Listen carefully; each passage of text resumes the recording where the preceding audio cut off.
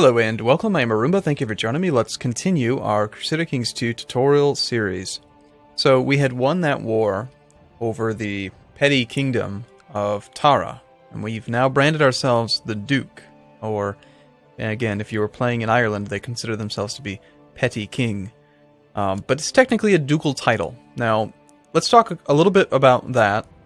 Notice this little blue banner around our character now. That is the ducal banner. The ducal kind of border. You can always tell the rank of a character by the border around their circle. Notice how this character has no border at all. It's just the portrait. That means that they are unlanded. If you look at a count, you'll see that it is a silver banner. This person is a count. If you look at someone who is a subholding vassal, it's going to be a brown banner. So brown is somehow less good than silver. So you can just tell. And when I see these characters, what I actually think of is 25 gold, 70 gold. Like that's what they end up representing to me. How much are they worth if I ransom them? Our character, again, has that blue banner, which means Duke. A king is going to have a golden banner. And an emperor is this purplish gold banner. So it's the same banner as what we have as a duke, except that it's got the gold background, and then instead of blue, it's purple. So that's good. So we're duke, even though we consider ourselves to be a petty king. We're not on the same level as an actual king. We are a duke. Again, keep in mind that these ranks to the feudal system are locked. There is no such thing as a rank above emperor or a rank below baron or anything else in between. So that's just where that is at. Now, we did also pick up a few more vassals, some characters that we can look at. Now, notice that in the very first few videos, we talked about how we didn't have any feudal vassals. We had mayors, and we had a bishop, whose bishopric we revoked. But now we do have the Earl of Kildare and the Earl of Tyrone. Now, culturally, they're going to call themselves different things. This is the Earl of Tyrone. Again, look at his border, though. He is a count. Down here, this guy is the Count of Soria. Look at his border. He is a count. So down in this culture, they call themselves counts. Down here, this guy is a sheik or a sheikh, depending on how you want to pronounce it. Both are correct. Don't try to argue with me. I've looked it up many, many times. But again, look at his border. He is a count. I find that it's best to just accept that they're going to name them different things and just be okay with that. Marzoban. But just learn these borders and know that this is a count. That is a king. This is a duke. Whether he's called a satrap or whatever, it doesn't matter. Functionally, it's the same thing. This is a raja. And let's see what they call their count. A thakur. These guys call them something probably even differenter. Even more different. Differenter? It's a pujari. Pujari baron. So anyway, it's important to just learn those borders. Now, even though we're in the midst of a war, because we just became a duke, what I want to cover in this video is let's talk about technology. In order to have technological points be generated, you need to be at least duke tier. If you are king or empire level, you get even more points than a duke. Everything below duke gets none. So let's talk about military technology points. We are gaining currently, we have 1.3 points, and we're gaining 0.48 per month from our stats. That's the base rate that we're gaining military technology points. So it says from attributes, 0.48, learning plus martial, 6 plus 6. If you go to your character screen, you'll see that we have 6 martial and 6 learning. So when we talked about stats in the very first couple of videos, and I mentioned that learning really is only important for technology, again, that's because the learning stat is going to modify your technology growth in all 3 areas. Learning plus stewardship, learning plus diplomacy, and then learning plus martial. Now, you can, depending on which buildings you've upgraded, actually experience some technology growth from buildings. So for instance, if we went into like the bishopric, let's say we had built the monastic school, which we cannot build yet, as we have to have church walls 1, and we need church infrastructure technology of level 3. But this would give us technology spread rate 10%, 0.05 piety to liege per month. That's this value. A little tiny bit of monthly piety. Piety from own buildings, 0.05. So something that we have is actually already giving us some piety. I'm guessing that one of the bishoprics already has a monastic school somewhere in our realm. No, that one doesn't. Some building somewhere. It might just be the fact that we're holding the bishopric directly. But not very important. But then finally the thing is that you get cultural technology points, 0.04. So if you really focus on upgrading your holdings, you can get a lot of technology from buildings. But, and I hate to say this, but technology is about as useless as worrying about the composition of your army. Just like with the armies, if you have more men than the enemy, you'll probably win. Just like that. In this game, everyone's going to have about the same amount of technology, and even when I've played in a way that I try to like absolutely max out technology, it doesn't matter. You still win when you have more troops. It's just kind of a minor side game. Now we'll still talk about how it works because that's part of the purpose of the series, but it's one of those things that I'm still kind of disappointed in. Before they did the technology overhaul with the Old Gods expansion, the advancement of your technology was based on your state attributes. And now, for some reason, it's based on your personal attributes. I've never understood that change. I feel like it should be based on state attributes, but it's not. So if you have a really, like an imbecile leader, but you have fantastic advisors, your country will fall behind in technology. Not very quickly. I mean, it's a 600-year game, so it doesn't happen fast. Now, each one of these different technologies, there is a map mode. You can't access it over here. You have to actually click a button here. You can see the relative spread of each individual technology.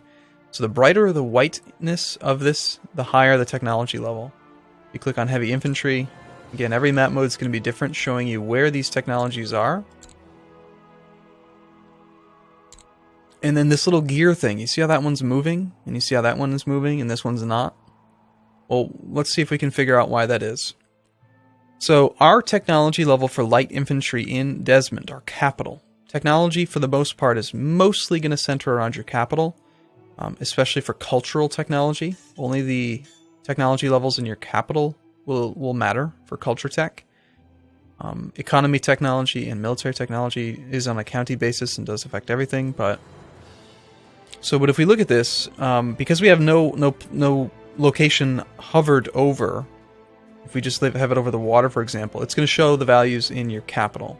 But as soon as you hover over something else, notice how this changes. It's showing advancements in Breffni, advances in Connect, and so all these values will change depending on where you're hovering. So in our capital, we have currently right now technology level 0.4. This goes all the way up to level 8. And at level 0.4, we do get some bonuses, effects. Light infantry attack, 2.2%. Light infantry defense, 2.2%. Archer attack and archer defense, 2.2%.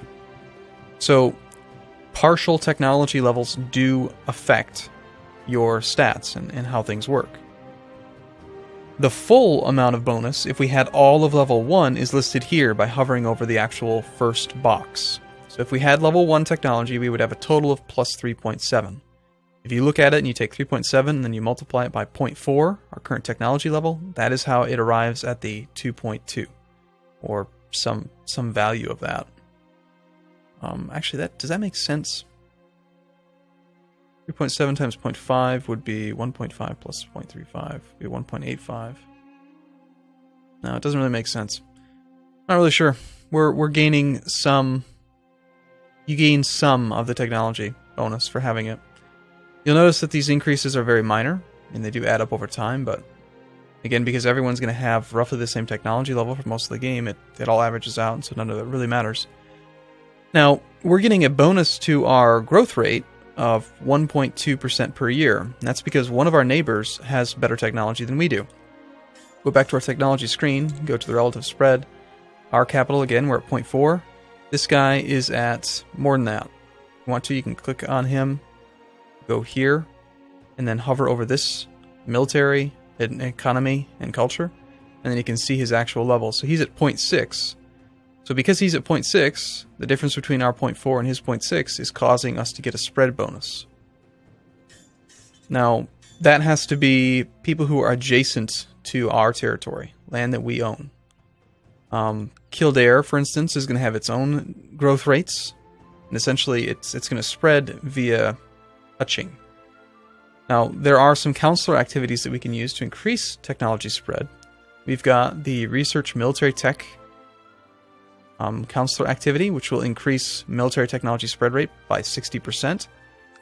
What that does is, let's say we applied him here. In fact, why don't we just do it? We've already got our levy raised. There's really no reason to not do it. Notice, okay, neighbor bonus plus 1.2. If we take this and we now go here, we put him to Research Military Tech in our capital. Now we have neighbor bonus plus 1.2, counselors plus 60%, and so now the effective growth is actually at 1.9% per year. But notice that the technologies that weren't growing are still not growing. Sending your marshal to do this is not going to cause you to just gain extra levels on other things. It's going to increase the spread speed on stuff that's already spreading. If you wanted to actually increase to, say, the first place position on technology, like to be the leader in a technology, then you need to either buy the technology yourself by spending points that you've earned and buying it, and there's ahead of time penalties. Partially filled means that you have part of the technology level. But for instance, in this case, it would cost 217 military points to take Siege level 2. When you click this button, you will always advance to an actual numeric increment. Like, you're going to go to to level 1, to level 2, to level 3. You cannot advance to level 0.5. So, because we're already at level 1 here, it's calculating how much it would cost to go to level 2. But because we're at level, say, 0.4 here, it's going to calculate how much it would cost to get to level 1. And then once it's at level 1, it will calculate to get to level 2. So as you can see, we just got the ability to do technologies. We have very few points. We can't buy anything yet. I suppose we could talk about all of these, but really I just want to talk about the ones that are the most important for gameplay. The two that are the most important, bar none, are military organization and legalism. Military organization will give you the ability to have larger retinue cap. It also increases supply limit and a minor increase to morale, but by increasing your military organization level, it basically unlocks the retinue cap and just lets you actually build lots of retinue. And when you have a lot of retinue, then you win. Legalism decreases short reign years, which, when your character dies, there's a penalty to other characters' opinion of you because you just took over as the leader. And this reduces the number of years that penalty exists, so it reduces the starting penalty, like how large of an opinion penalty it is, and then makes it last for less time. So it's really good, really, really good. And then secondarily, in my mind, most people probably would consider this to be the primary benefit, it increases your domain limit by quite a bit. So at legalism level 1, it's +1 domain size for emperors and kings. At level 2, it's not an additional +1, this is a sum total of all the bonuses. So level 1 gives more domain to emperors and kings. Level 2 gives more domain to emperors, kings, dukes, and as well counts. Level 3 then increases emperors and kings again. Level 4 increases dukes by 1, emperors by 1. And then also even gives an increase for barons. And then you can see that it just continues to add up the domain limit. So that's just going to be a bonus right here. It's going to say it up there from technology domain bonus. So again, we're Duke. We need to get to level 2 before we see domain limit increase. This will go from 3 up to 4. Now, in addition to that, popular noble customs can be pretty good because this increases feudal vassal opinion by 2, 4, 6, 8, 12, 14, 16. This is a flat increase to all your feudal vassals. As a feudal character, we care the most about feudal opinion. Popular customs affects cities. Religious customs affects temples. They're not as important as the feudal vassals. And then finally, other than that, really, castle infrastructure lets you build better buildings and castles. Town infrastructures for towns, churches are for churches. And then improved keeps unlocks walls and other upgrades for all 3 different types of holdings. But One of the reasons that improved keeps is pretty important is that a lot of the buildings that you can make and say that make military troops have a prerequisite that says that you have to have fortification level blah. So improved keeps can end up becoming a bottleneck for you. And then siege equipment's pretty nice. This just increases your siege speed and defense. So if you do get ahead on siege equipment, then you can siege them faster and they siege you slower. So we'll see if we can maybe play with the technology game a bit as we go. We pretty much spent this whole video just talking, and I think that that's totally fine. We'll take a new ambition. We'll try to improve our martial ability. Actually, let's go for learning, since that'll affect all technologies. And, well, you know what? No. I'll do learning. That's fine. Alright, cool. I'm going to take a break here. I do look forward to seeing you in the next video. Thank you so much for watching, everyone. See you soon.